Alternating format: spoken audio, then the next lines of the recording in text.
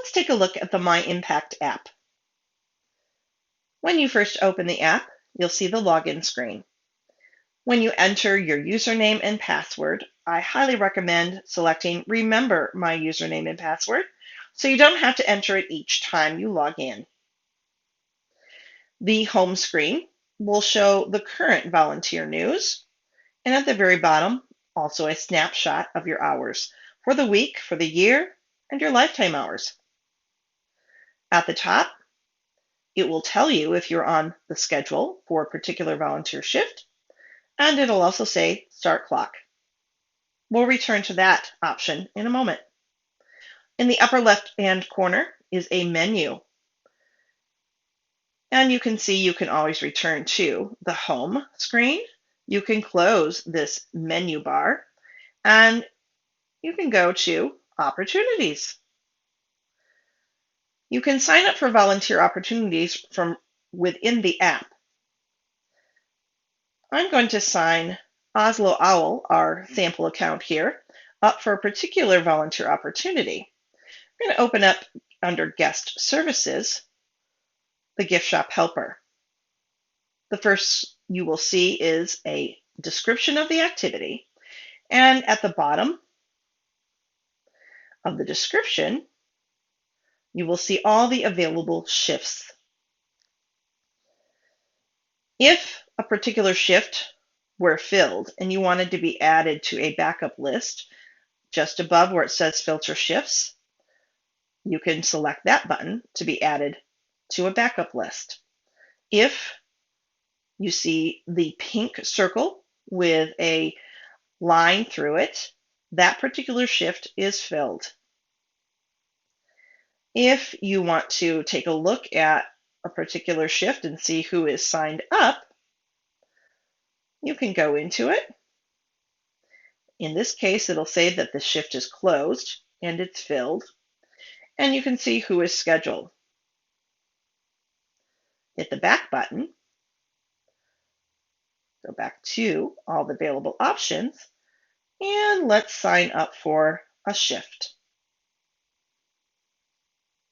And when you select it, hit the right arrow, and you would hit Sign Up. And the back arrow at the right side of the screen takes you to the previous screen. Let's return to the menu and take a look at Schedule. This is where you're going to see anything that you are currently signed up for. You can also again select it, and it will give you the description. You can see who is scheduled. You can add it to your calendar. This is a handy feature, and you can open up your particular calendar in your device. I'm going to skip that at this point. Go back to the menu and select Hours. This will give you an option to look at your past logged hours. If there's more than one page, of course, you can go to the next page. Hit the back arrow to return to the previous screen. And if you have an opportunity that allows you to log your own hours, under Log Hours For, this is the organization, and it would show the particular activities that you can log your hours for. Simply put the time in, the date, hit Log Hours. Those hours will then be approved by the volunteer coordinator. And continue to hit the back button or go to the upper left corner to the menu. And next we'll go to Contact. You can contact the volunteer coordinator via email from within the app, or you can make a phone call and leave a message if that person isn't available. And you can also get a map to the location of the zoo.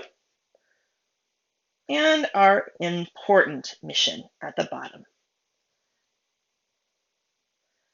Going back to the menu under My Profile. Again, this is very similar to what you would see on a computer screen, which we covered in a previous segment.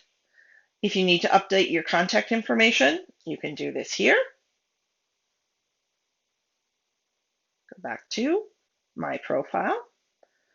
Change your password, update your photo, your privacy settings, update text messaging settings, goals, general interest, your availability. I'm going to select this and change an availability. If you do so, you need to scroll all the way down to the bottom in whatever screen you're in and hit Save. Click the X and then the back arrow. Trainings will also show up in this screen. There are no current trainings for Oslo. You can see your qualifications. Anything that you've done a training for or a particular activity that you are part of or a group you're part of will show up in qualifications. Hit the back arrow. There is a time clock QR code access here. This is a great backup if your phone doesn't have connection or for whatever reason the app isn't working.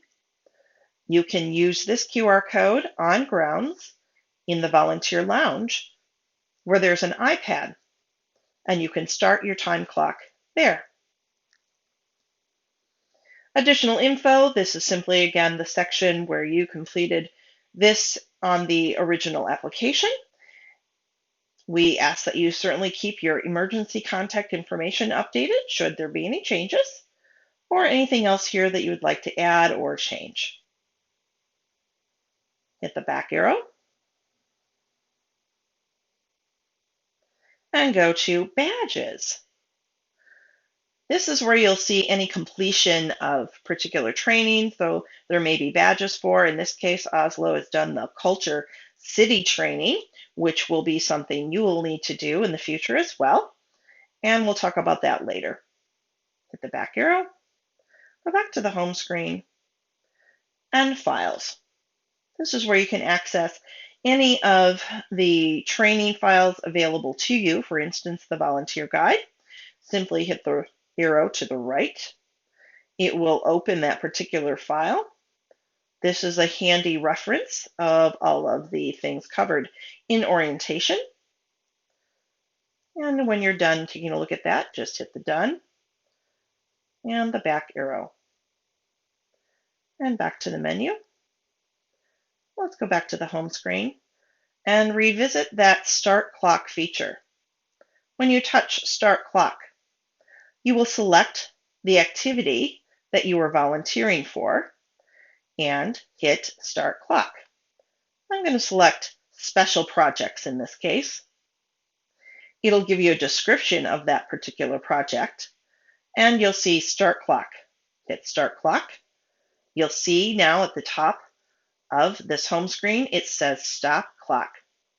After you have completed your volunteer activity, you simply come back to the screen and hit Stop Clock.